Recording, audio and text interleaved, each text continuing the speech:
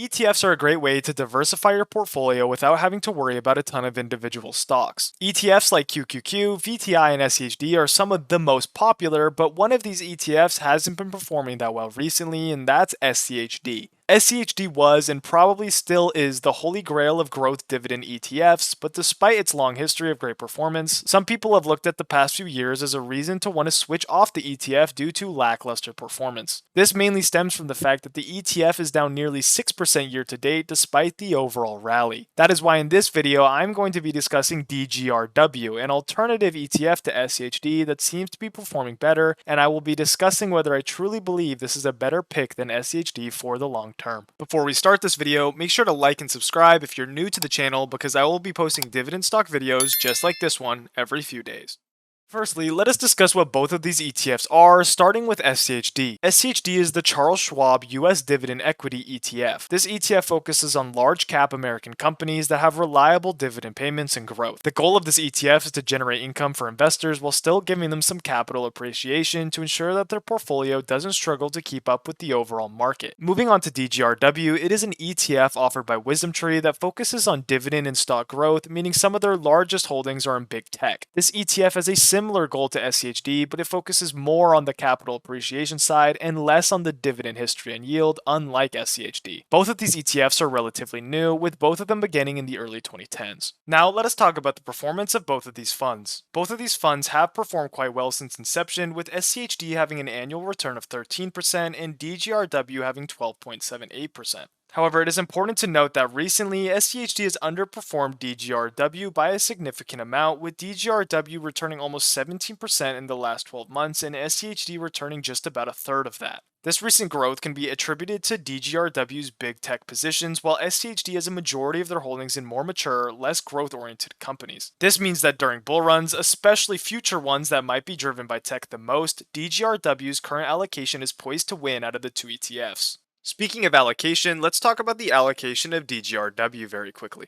As you can see, these are DGRW's top 10 biggest holdings, and as you can see, there is a big reliance on big tech, with the top 3 being tech companies. Microsoft is the biggest, weighted at 8.6%, which is massive. Besides these top 3 positions though, the next 7 in the top 10 are more resilient, reliable, and mature companies, which is good to balance out the big tech. In addition, a lot of these positions like Home Depot, Merck & Co., Cisco, and Coca-Cola are actually very similar to the positions in SCHD, which I'll show later. Overall, all these companies in the top 10 are very strong, and I don't see that much wrong with it. Moving on to the sector breakdown of DGRW, it's about what you'd expect. Information technology is far and above the biggest sector, and it has almost double second place, which is consumer staples. Overall, this sector breakdown should be okay because it allows for a little bit of resilience, but it's definitely a pretty aggressive portfolio. Looking more specifically at information technology, besides these top 3 biggest holdings, we also have Nvidia, Oracle, and Texas Instruments, Qualcomm, Lam Research, and Applied Materials. Now, a lot of these positions are actually chip manufacturers or AI related, which is why the ETF has done so well this year compared to SCHD, which doesn't have these positions, or at least doesn't have them in such a way. Overall, this sector allocation is a bit aggressive, but I don't think there's anything really wrong with that.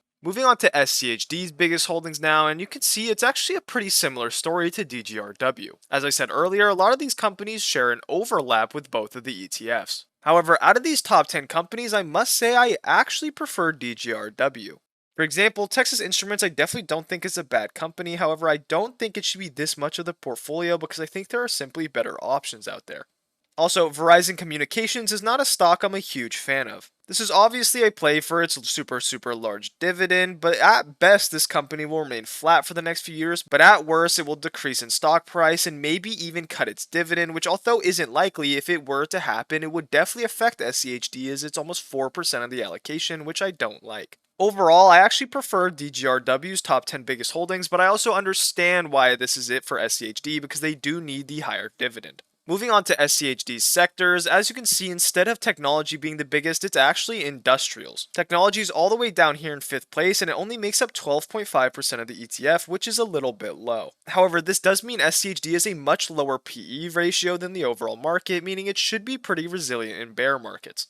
Overall, both of these ETFs have their ups and downs, but I don't think either of the allocations are too bad, but I still do prefer DGRW. However, the one place SCHD is winning by far is in the dividend category. SCHD currently yields 3.7% and has paid $2.62 in payments in the trailing 12 months. This is far above DGRW, which yields just under 2% and has paid $1.22 in the last 12 months. Dividend growth as well seems to be more consistent for SCHD, which is better for the long term. SCHD has grown its dividend since inception, meaning it has an 11-year dividend growth track record. The 10-year growth CAGR for SCHD is 11.11%, which is pretty good, and it has resulted in the dividend growing consistently along with the capital growth, which has allowed it to have a pretty stable yield even as the ETF has become more expensive. Now, if we look at DGRW, it has a 10-year dividend CAGR of 23.16%, which sounds insane because it is, but that doesn't mean it's better than SCHD. The dividend growth and history of DGRW is far more volatile than SCHD, and it has even decreased its dividend by 5% in the last 12 months, which is not what you want to see. This has resulted in the ETF currently only having 2 years of consistent dividend growth. However, DGRW does have one major upside, and is that it pays dividends monthly. This means it compounds quicker and you are able to receive more payments, which is good. The downside though is that these payments are not consistent and vary heavily. Just this year, payments have varied anywhere from half a penny per share all the way to 15 cents per share, which is a difference of over 3,000%. This is problematic for older investors who need more consistent payments in order to schedule out their future, especially if these dividends are going to pay off some of their expenses. Although the dividend payments generally follow an upward trend with DGRW, it isn't as linear or simple as it is with SCHD, which is a big negative. Overall, historically, SCHD has performed better and it also has a higher dividend yield, but DGRW might be poised for the future with their big tech positions. The reason SCHD can't just put a bunch of money in big tech is because this would lower their dividend payment, meaning their dividend growth would stop, which would mean that their 11-year track record of growing their dividend would end, which would be very, very bad for this ETF. One other statistic that is important is the expense ratio, and I've talked about this before on this channel, but SCHD has an ultra low one, which is very good. Expense ratios are how much the ETF charges every year, and SCHD only charges 0.06%. DGRW, on the other hand, charges 0.28%, which is considerably larger. Although this doesn't matter too much, over the long term, the difference in expense ratio could theoretically dwindle your compound interest, which means SCHD is the clear winner in this category. The last thing that you want to ask yourself before choosing which ETF to invest in is what your goals are with the ETF. Although it'd be easy to tell you X is better than Y, it isn't that simple. If you are an older investor, maybe around your 60s, SCHD is probably a great ETF for you. It provides pretty consistent income, but also ensures that if you have to sell your capital at any point for any given reason, the price will be high in bull markets and will stay relatively resilient in bear markets. However, if you are a slightly younger investor who still likes the idea of dividend appreciation and you don't need these dividends for paying your bills, DGRW is probably a good shout. It offers better long-term growth than SCHD does in my opinion, and its allocation is slightly more aggressive, which works with the longer time frame. Ultimately, both of these ETFs are good for different reasons. They may both be dividend-focused ETFs, but the way they perform are drastically different from each other. That is why before you invest in either, make sure to do your research about what your portfolio needs and about your risk tolerance. Let me know if you agree with me in the comments and give me a thumbs up if you enjoyed the video. It really helps my channel grow. Thank you all for watching and I will see you next time. Goodbye.